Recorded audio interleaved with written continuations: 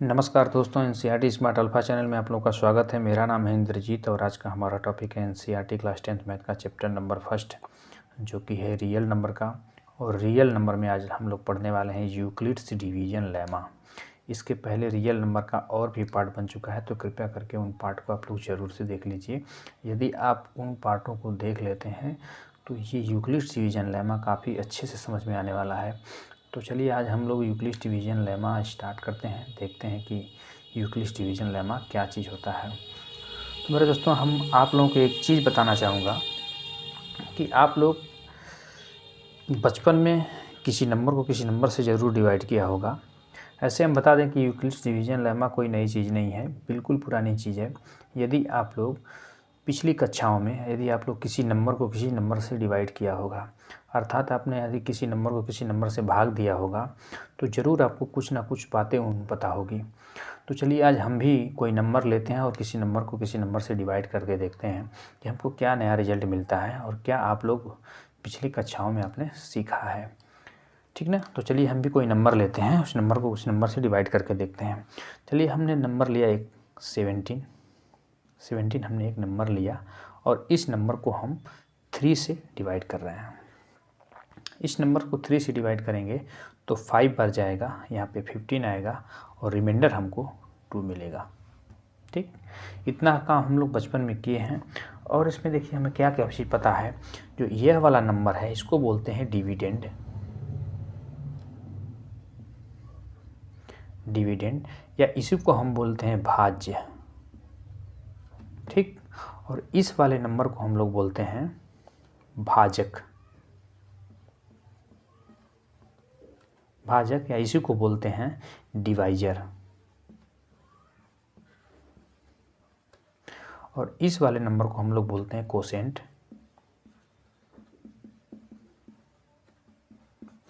या इसी को बोलते हैं हम लोग भागफल।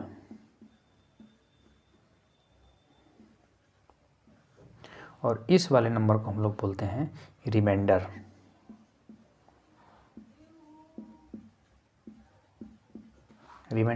या इसी को हम लोग बोलते हैं शेषफल।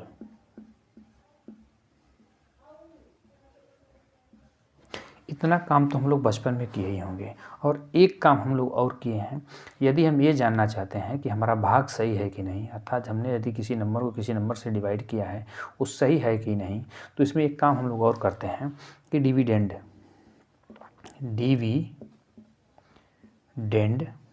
Is equal to divisor into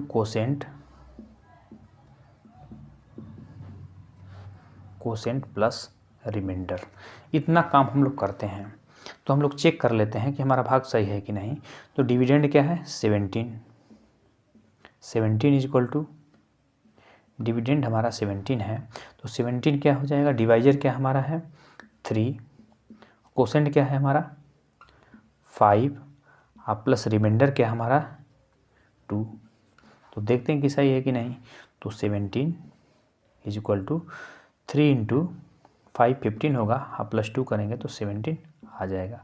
इसका मतलब हमने जो भाग दिया है वो बिल्कुल सही है। तो चलिए और भी हम कुछ भाग लेकर देखते हैं कि हम लोग को और क्या हम लोग को नया चीज़ मिलता है। इतना काम तो हम लोग बचपन में कर चुके हैं और आगे हम और भी नंबर लेते हैं और उस नंबर को किसी नंबर से डिवाइड करके देखते हैं कि हम लोग को क्या नया मिलता है। ठीक, तो चलिए उस नए चीज़ को हम लोग फाइंड करते हैं। तो इसको हम रफ कर दे रहे हैं, आगे हम लोग बढ़ते हैं। तो मिटा देते हैं इसको। चलिए हमने एक नंबर ले लिया, यही 17 ले लिया हमने 17 हमने एक नंबर ले लिया और इसको जो है हम 3 से डिवाइड करेंगे। ठीक, अगला एक नंबर ले लिया हमने 13 और इसको हम लोग डिवाइड करेंगे 2 से। और एक नंबर हमने ले लिया 15 और इसको भी हम डिवाइड करेंगे 3 से। और एक नंबर हमने ले लिया 6 और इसको डिवाइड करेंगे हम 7 से। ठीक, अब अलग अलग नंबरों को हम लोग डिवाइड करके देखते हैं। इसको डिवाइड करेंगे 3 से तो 5 बार जाएगा और यहाँ पे 15 आएगा और रिमाइंडर बचेगा 2। और इस 13 को हम 2 से डिवाइड करते हैं तो यहाँ पे 6 आएगा कोसेंट, और इसका जो है यहाँ पे आ जाएगा 12 और रिमाइंडर बचेगा हमको 1। और इस 15 को हम 3 से डिवाइड करते हैं तो 5 बार जाएगा, 15 आएगा और रिमाइंडर बचेगा हमारा 0। और 6 को 7 से डिवाइड करेंगे तो 6 छोटा है, 7 बड़ा है, तो 6 में 7 से डिवाइड जाएगा नहीं, इसलिए कितनी बार जाएगा तो 0 बार जाएगा, यहाँ पे आएगा 0 और रिमाइंडर क्या बचेगा 6। अब हम लोग चेक कर लेते हैं कि हमारा जो है हम जिस नंबर को डिवाइड किए हैं वो सही है या गलत है। तो यहाँ पे देखिए 17 is equal to 3 into 5 plus 2 बिल्कुल सही है, और 13 is equal to 2 into 6 remainder plus 1 ये भी सही है। और यहाँ पे देखिए 15 is equal to 3 into 5 remainder 0 ये भी सही है। यहाँ पे देखिए यहाँ पे 6 is equal to 7 into 0 plus remainder 6 ये भी बिल्कुल सही है। ठीक, अर्थात हमारा दिया गया जो भाग जो है बिल्कुल सही है। अब इसमें हमको जो है सिर्फ 3 पॉइंट पे ध्यान देना है, डिवाइजर रिमाइंडर, ठीक है ना। एक बार डिवाइजर पे ध्यान देंगे और एक बार रिमाइंडर पे ध्यान देंगे और एक बार डिवाइजर और रिमाइंडर दोनों पे ध्यान देंगे। तो चलिए हम इसमें से कोई नंबर है, इसमें से एक जिसने एक नंबर को हम लोग भाग दिया है उस नंबर को हम लोग कोई नंबर मान लेते हैं। जैसे यहाँ पे 13 है तो इसको हम a मान लेते हैं, अर्थात हमारा जो डिविडेंड है वो a है, और यहाँ पे जो हमारा डिवाइजर है इसको हम b मान लेते हैं। ठीक, और यहाँ पे हमारा जो कोसेंट है इसको हम q मान लेते हैं, और यहाँ पे जो हमारा रिमाइंडर है इसको हम लोग r मान लेते हैं।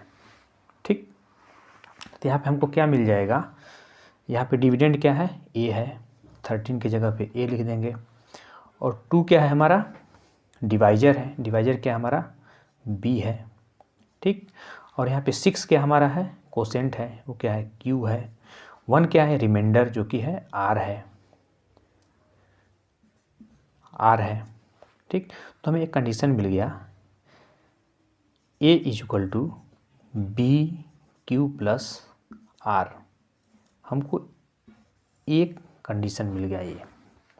ठीक, अब चलिए हम पहले एक बार कोसेंट पे ध्यान देते हैं, अर्थात इसके नहीं, हम एक बार डिवाइजर पे ध्यान देते हैं। डिवाइजर पे अर्थात डिवाइजर क्या है b है, सबका डिवाइजर b मान लीजिए, सबका डिवाइजर b ही होगा। ठीक ना, तो यहाँ पे डिवाइजर हमारा b है। ठीक, और यहाँ पे डिवाइजर पे हम लोग ध्यान देंगे, यहाँ पे डिवाइजर क्या है हमारा 3 है, यहाँ पे डिवाइजर हमारा 2 है, और यहाँ पे डिवाइजर हमारा क्या है 3 है, और यहाँ पे डिवाइजर हमारा क्या है 7 है। तो डिवाइजर को देखने से ये पता चल रहा है कि हमारा डिवाइजर कभी 3 हो रहा है तो 2 हो रहा है, फिर 3 हो रहा है, फिर 7 हो रहा है, अर्थात कोई एक नंबर हो रहा है। इसका मतलब हमारा डिवाइजर कभी भी 0 नहीं होगा। इतना ध्यान दीजिएगा कि जो हमारा भाजक होगा अर्थात जो हमारा डिवाइजर होगा वो कभी 0 नहीं होगा, ज़रूर कोई ना कोई नंबर होगा। ठीक, चलिए अब इसमें देखिए, अब हम रिमाइंडर पे ध्यान देंगे। यहाँ पे रिमाइंडर 2 है, और यहाँ पे रिमाइंडर 1 है, यहाँ पे रिमाइंडर हमारा 0 है, और यहाँ पे रिमाइंडर हमारा 6 है। तो इसमें अब लोग देखिए कि जो हमारा रिमाइंडर है वो कभी 0 हो रहा है तो कभी 0 से ज़्यादा हो रहा है। तो 6, 1 और 2 ये नंबर 0 से ज़्यादा हैं, अर्थात हमारा रिमाइंडर 0 भी हो जा रहा है और 0 से ज़्यादा भी हो जा रहा है। तो हमको एक चीज़ तो पता चला कि रिमाइंडर हमारा कभी 0 होगा तो कभी 0 से ज़्यादा होगा। तो एक साइन, एक चिन्ह होता है, इसको ध्यान दीजिए कि इस वाले चिन्ह को हम बड़े के चिन्ह से दर्शाते हैं। जैसे हमको लिखना होगा कि a b से बड़ा है तो a b से बड़ा ऐसे होगा, अगर इधर को चिन्ह लगाएंगे तो बड़ा होगा, इधर को चिन्ह लगा देंगे तो छोटा हो जाएगा। यदि हम कह दें कि a b से छोटा है, a is less than b, तो a b से छोटा होगा तो ऐसे करेंगे। यहाँ पे देखिए a b से बड़ा है तो a is greater than b, a b से छोटा है तो a is less than b, ऐसे हम लोग लिखेंगे। तो यहाँ पे क्या हो रहा है कि हमारा जो रिमाइंडर है वो कभी 0 हो रहा है तो कभी 0 से ज़्यादा भी हो जा रहा है। तो हमें एक चीज़ तो लिखना ही पड़ेगा कि r जो हमारा रिमाइंडर है इज ग्रेटर दैन 0, कभी 0 से बड़ा हो रहा है तो कभी 0 के बराबर हो रहा है। ठीक ना। बड़ा या बराबर को चिन्ह को हम ऐसे दर्शाते हैं, ठीक ना, ऐसे करके लिखते हैं तो बड़ा या बराबर होता है, ठीक। तो एक कंडीशन तो हमको यहाँ ये मिल गई। अब एक चीज़ ध्यान दीजिए, अब एक चीज़ पे और ध्यान देना है हमको। क्या ध्यान देना है, यहाँ पे जो हमारा डिवाइजर है, यहाँ जो हमारा डिवाइजर 3 है और यहाँ पे रिमाइंडर हमारा 2 है। यहाँ पे डिवाइजर हमारा 3 है, रिमाइंडर हमारा 2 है। इसका मतलब यहाँ पे डिवाइजर हमारा रिमाइंडर से बड़ा है। जो हमारा डिवाइजर बी क्या है, डिवाइजर बी है वो रिमाइंडर आर से बड़ा है। यहाँ पर भी देख लीजिए, यहाँ पे हमारा जो है डिवाइजर 2 है, रिमाइंडर 1 है। तो यहाँ पर भी जो हमारा डिवाइजर है वो रिमाइंडर से बड़ा है। तो यहाँ पर भी हमारा बी क्या होगा, आर से बड़ा होगा। और यहाँ पे देखिए, यहाँ पे हमारा डिवाइजर 3 है और यहाँ पे हमारा रिमाइंडर 0 है। तो यहाँ पर भी जो हमारा डिवाइजर है रिमाइंडर से बड़ा है। तो यहाँ पर भी हमारा जो डिवाइजर बी होगा वो रिमाइंडर आर से बड़ा होगा। और यहाँ पर भी जो हमारा डिवाइजर, यहाँ पे देखिए डिवाइजर 7 है और रिमाइंडर हमारा 6 है। तो यहाँ पर भी जो हमारा डिवाइजर बी होगा, डिवाइजर सबके लिए डिवाइजर बी माने हैं, ठीक ना। ये 7 भी क्या है, बी है। ये 3 भी क्या है, बी है। 2 भी क्या है, बी है। 3 भी क्या है, बी है। तो यहाँ पर भी जो हमारा डिवाइजर बी है वो रिमाइंडर से बड़ा है। तो हमें इस सारे कंडीशन में देख लीजिए, यहाँ पर भी हमारा जो डिवाइजर रिमाइंडर से बड़ा है और इस वाले भाग में भी हमारा जो डिवाइजर है रिमाइंडर से बड़ा है और इस वाले भाग में भी हमारा जो डिवाइजर है रिमाइंडर से बड़ा है और इस वाले भाग में भी हमारा जो डिवाइजर है रिमाइंडर से बड़ा है। तो इससे एक बात का पता चलता है, चाहे कोई भी कंडीशन हो, चाहे किसी भी कंडीशन में हम किसी नंबर को किसी नंबर से अगर डिवाइड कर लें तो वहाँ पे जो हमारा डिवाइजर होगा हमेशा रिमाइंडर से बड़ा ही होगा, ठीक। और जो हमारा यहाँ पे रिमाइंडर आया है वो या तो 0 से बड़ा होगा या तो 0 से बराबर होगा। और उसी कंडीशन में जो हमारा डिवाइजर होगा वो हमेशा और हमेशा हमारे रिमाइंडर से बड़ा होगा। तो आपको हम ऐसे लिख सकते हैं कि जो हमारा डिवाइजर बी होगा वो ऐसे लिखा जा सकता है कि हमारा डिवाइजर आर से बड़ा है, अर्थात हमारा डिवाइजर जो है रिमाइंडर से बड़ा है। तो इसको हम लोग बिल्कुल ऐसे लिख सकते हैं, ठीक। तो अब एक चीज़ का ध्यान दे लीजिए, सारी चीज़ हमने सीख लिया। अब एक चीज़ ध्यान, यदि हम किसी नंबर ए को अगर किसी नंबर बी से डिवाइड करते हैं और हमारा कोसेंट क्यू मिलता है और रिमाइंडर हमारा आर मिलता है, तो हम इसको लिख सकते हैं A is equal to B Q plus R where R is greater are equal to 0 is less than B.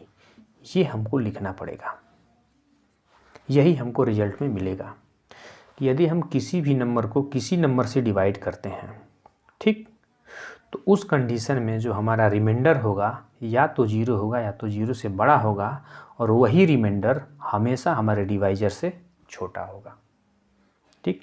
यही हमको यूक्लिड डिवीजन लेमा में मिल रहा है, ठीक। यही चीज़ हम लोग को यूक्लिड डिवीजन लेमा में मिला।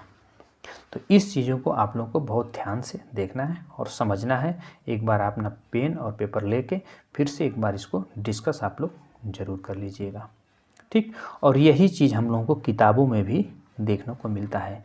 तो किताबों में क्या हमको देखने को मिला है, किताबों में क्या इसकी थ्योरी दी गई है यूक्लिड डिवीजन लेमा की, तो उसको हम एक बार लिख देते हैं और एक बार समझा देते हैं, ठीक।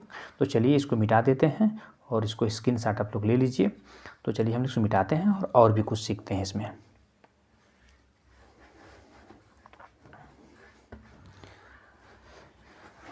किताबों में जो थ्योरम लिखी है वो इस प्रकार से लिखी है, let A and B be two positive integers को हम जेड से रिप्रेजेंट कर रहे हैं। Let A and B be two positive integers then there exist two unique integers q and R such that. कह रहा है कि let A and B two positive integers, let A and B be two positive integers, then there exist two unique integers q and r such that, क्या such that कि a is equal to bq plus r where r is greater or equal to 0 is less than b। यही हमको किताबों में Euclid division lemma के theory में मिलती है। हिंदी में वाले समझ लेते हैं, हिंदी वाले अगर स्टूडेंट होंगे तो हिंदी वाले स्टूडेंट भी समझ लेंगे इसको। यदि हिंदी में बोल दे रहे हैं इसको, कहते हैं कि दो धनात्मक पूर्णांक संख्या a तथा b के लिए दो अद्वितीय पूर्ण संख्या q तथा r इस प्रकार विद्यमान है कि a बराबर bq plus r where r is greater are equal to 0 is less than b। कि दो धनात्मक पूर्णांक संख्या a तथा b के लिए दो अद्वितीय पूर्ण संख्या q तथा r इस प्रकार विद्यमान है कि a बराबर bq plus r where r is greater are equal to 0 is less than b। यही हमको यूक्लिड डिवीजन लेमा में मिलता है, इसके थियरम में। ठीक, इतनी बात तो आप लोग समझ गए होंगे। ठीक, लेकिन हमको इसमें भी एक बात पे ध्यान देना है, एक नहीं सिर्फ दो बात पे ध्यान देना है। अब देखिए ध्यान क्या हमको देना है कि देखिए यहाँ पे जो लिखा है let A and B be two positive integers, कि ए और बी, ए एंड बी दोनों कैसा होना चाहिए, तो पॉजिटिव इंटीजर्स होना चाहिए, पॉजिटिव इंटीजर्स होना चाहिए। ठीक ना, कोई भी कंडीशन हो ए और बी हमेशा जो है पॉजिटिव इंटीजर्स ही होना चाहिए और कोई नंबर नहीं होना चाहिए। अब इंटीजर्स क्या होते हैं इसको एक बार देख लेते हैं। तो इंटीजर्स जो होते हैं उसको इस प्रकार से लिखते हैं 0 1 2 3 4 and so on, -1 -2 -3 -4 and so on. ऐसे ये सभी के सभी क्या हैं, इंटीजर्स हैं। ठीक ना, सभी के सभी इंटीजर्स हैं। यहाँ से यहाँ तक जो है पॉजिटिव इंटीजर्स हैं और यहाँ से यहाँ तक जो है निगेटिव इंटीजर्स हैं। और जो 0 है वो न तो पॉजिटिव होता है न तो निगेटिव होता है। तो यहाँ पे कहा है कि A and B be two positive integers, कि दोनों पॉजिटिव इंटीजर्स ही होने चाहिए। वो यहाँ से यहाँ तक की नंबर की बात कर रहा है। पॉजिटिव इंटीजर्स +1 से लेके इनफाइनाइट तक होता है, अर्थात जो है हमारे ए और बी जो नंबर हैं वो +1 से लेके इनफाइनाइट तक कुछ भी नंबर हो सकते हैं। ठीक, ए और बी से 1 से लेके इनफाइनाइट तक कुछ भी नंबर हो सकते हैं, वो 0 नहीं हो सकता है। -1 -2 -3 -4 ये नहीं होगा, केवल पॉजिटिव इंटीजर्स होगा जो +1 से लेके इनफाइनाइट तक कुछ भी हो सकता है।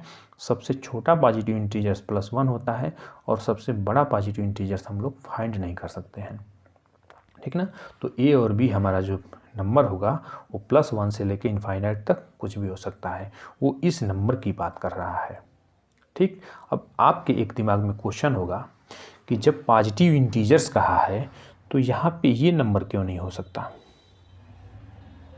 ठीक, अभी हम इसको समझाते हैं। ठीक, अब चलिए एक बात तो हम लोग ध्यान दे लिए, अब एक बात पे हमको और ध्यान देना है। कहाँ पे, यहाँ पे देखिए, इसको तो कहा है positive integers, then there exist two unique integers, ये इंटीजर्स हैं। यहाँ पे केवल इंटीजर्स की बात कहा है। यहाँ पे क्यू और आर को केवल इंटीजर्स की बात कहा है। क्यू और आर के लिए, यहाँ पे क्यू और आर के लिए, अर्थात क्यू और आर के लिए केवल इंटीजर्स की बात कहा है। यहाँ पे पॉजिटिव इंटीजर्स या नेगेटिव इंटीजर्स की बात नहीं कहा है। क्यू और आर कैसा होना चाहिए, एक इंटीजर्स होना चाहिए। तो इंटीजर्स तो हमारा यहाँ से लेके यहाँ तक है, लेकिन वो 0 से लेके इनफाइनाइट तक की बात कर रहा है कि क्यू एंड आर 0 से लेके इनफाइनाइट तक कुछ भी हो सकते हैं। अर्थात एक पूर्ण संख्या है, पूर्ण संख्या है, यहाँ से यहाँ तक पूर्ण संख्या है। पूर्ण संख्याओं में से जो क्यू एंड आर हैं वो पूर्ण संख्याओं में से कोई भी नंबर हो सकता है, अर्थात 0 से लेकर इनफाइनाइट तक कुछ भी हो सकता है।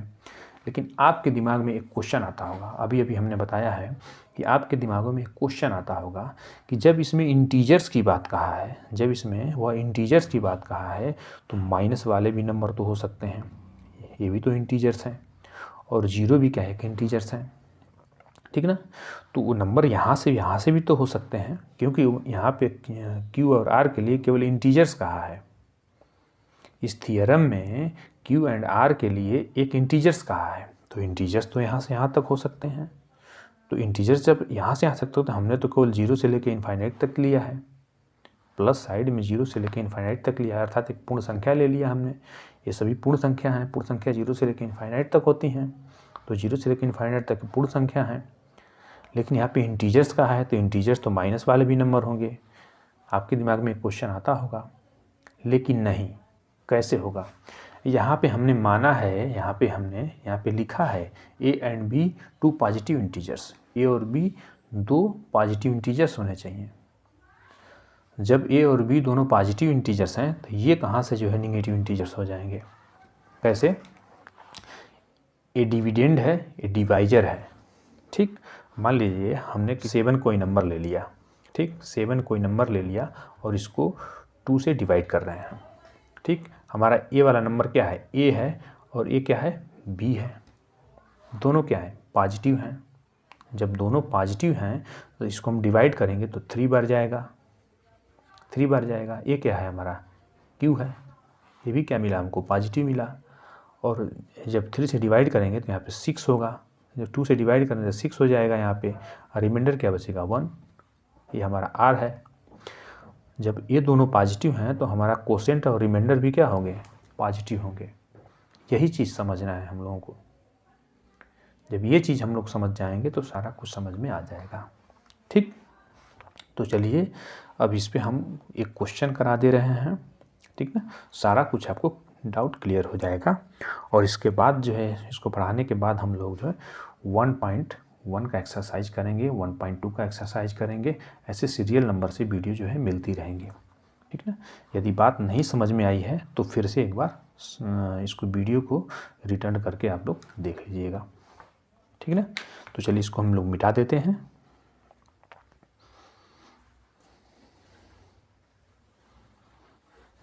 चलिए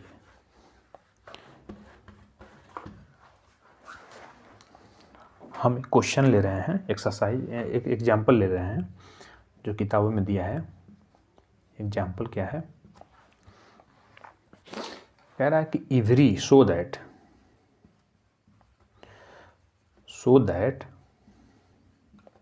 every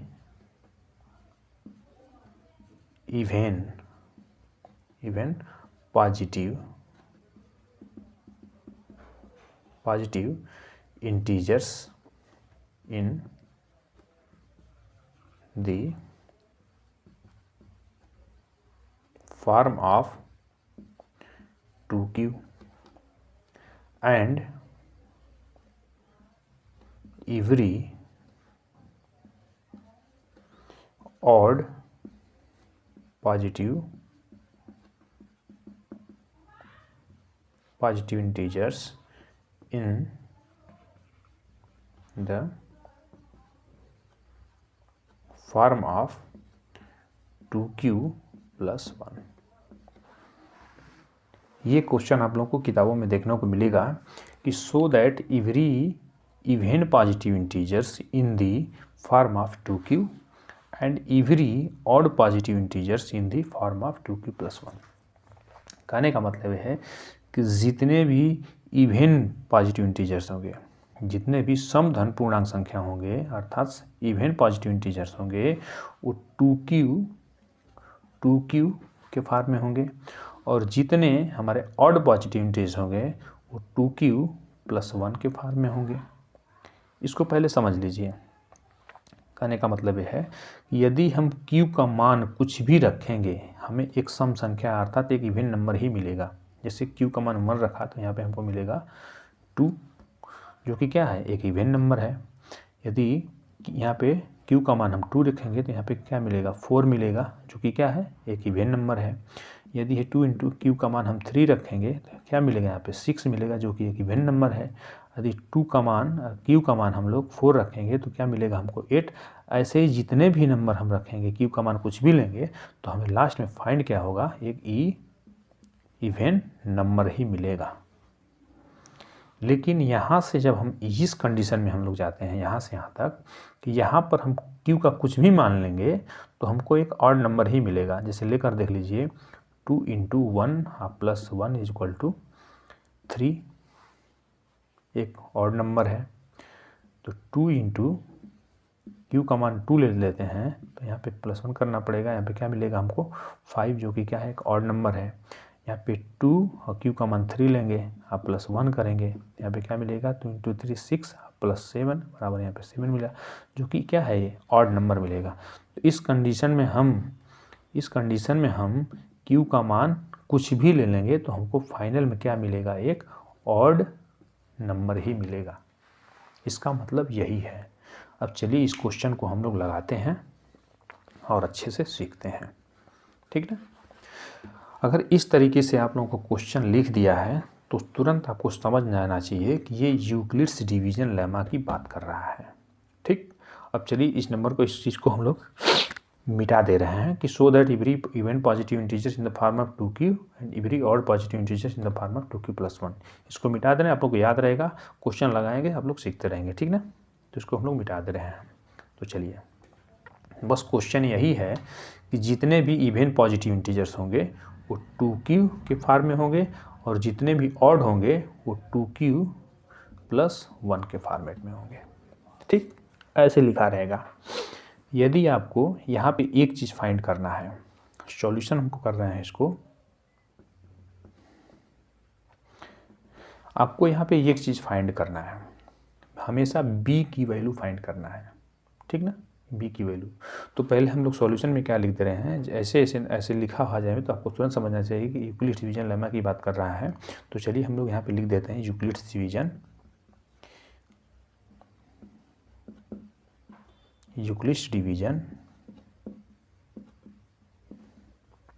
lemma. Euclid's division lemma होता क्या है, a equal to B Q plus R, where R is greater are equal to 0 is less than b। इतना लिखने के बाद, ठीक ना, आपको बाकायदे थियरम पूरा लिखना होगा। Let a and b be any positive integers then there exist 2 unique integers q and r such that a बराबर B Q plus R, where r is greater are equal to 0 is less than b। ये आपको पूरा लिखना पड़ेगा, ठीक ना। चूँकि हम लगा रहे हैं तो पूरा लिख नहीं रहे हैं, इसलिए हम समझाने की कोशिश कर रहे हैं आपको, ठीक। तुमने लिख दिया a बराबर B Q plus R, where r is greater are equal to 0 is less than b। इतना आपको लिख देना है। अब इसमें हमको फाइंड क्या करना है, सबसे पहले हमको फाइंड करना है कि b की वैल्यू जब फाइंड कर लेंगे तो क्वेश्चन हमारा आसान होगा। कभी कभी b की वैल्यू के लिए वो लिख देगा कि डिविजिबल बाई 2। डिविजिबल बाई 2 का मतलब 2 जो है b है, अर्थात b क्या है, डिवाइजर है। आपको डिवाइजर को फाइंड करना है कि डिविजिबल बाई 3, डिविजिबल बाई 4, इस प्रकार से लिख देगा। तो जो 4 होगा वो डिवाइजर होगा। यहाँ पे अगर डिवाइजर हमको नहीं मिलता है तो q के बगल में कोई भी नंबर होगा वही हमारा जो है डिवाइजर होगा। इतना समझ गए। तो यहाँ पे हम लिख सकते हैं कि b इक्वल टू 2, ठीक। जब b इक्वल टू 2 मिलेगा तो a is equal to B Q plus जब b इक्वल टू 2 मिल गया तो a equal to 2q plus r, और यहाँ पे हम लोग क्या लिख देंगे, 2 is greater r is greater are equal to 0। अब देखिए, जैसे ही हम इसको ऐसे हम लोग लिखेंगे, ठीक, वैसे ही हमको r की भी वैल्यू फाइंड करनी होती है यहाँ पे। तो r हमको मिल जाएगा। तो r की वैल्यू कैसी है, r is greater are equal to 0 is less than 2। r की वैल्यू 0 और 2 के बीच में होगी, या तो 0 से बड़ी होगी या तो 0 के बराबर होगी और 2 से छोटी होगी। तो 2 से छोटा 1 और 1 से छोटा 0। अर्थात आर की वैल्यू हमारी एक बार मिलेगी 0 और एक बार मिलेगी 1, इससे ज़्यादा कुछ नहीं मिल सकती है। क्योंकि यदि आर बराबर हम 2 रखेंगे तो आर हमारी क्या है, 2 से छोटी है। आर इक्वल टू 2 लिख नहीं सकते क्योंकि आर की वैल्यू 2 से छोटी है, इसलिए हमारी वैल्यू जो है 0 से लेके 1 तक होगी। नहीं समझ में आया तो ऐसे समझ लीजिए, अगर हमको ऐसे लिखा है कि R is greater are equal to 0 is less than 3, इसका मतलब हमारी आर की वैल्यू 0 और 3 के बीच में होगी, ठीक ना। 3 नहीं होगी, 3 से कम ही होगी, क्योंकि हमारा जो आर की वैल्यू 3 से कम है।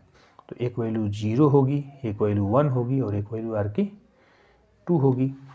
3 तो हो नहीं सकती क्योंकि 3 से छोटी है। तो यहाँ पे आर की वैल्यू हमको इतनी मिलेगी। फिर समझ लीजिए, नहीं समझ में आ रहा है तो अगर लिख दे कि R is greater are equal to 0 is less than 4, तो आर की वैल्यू क्या है, 0 और 4 के बीच में है।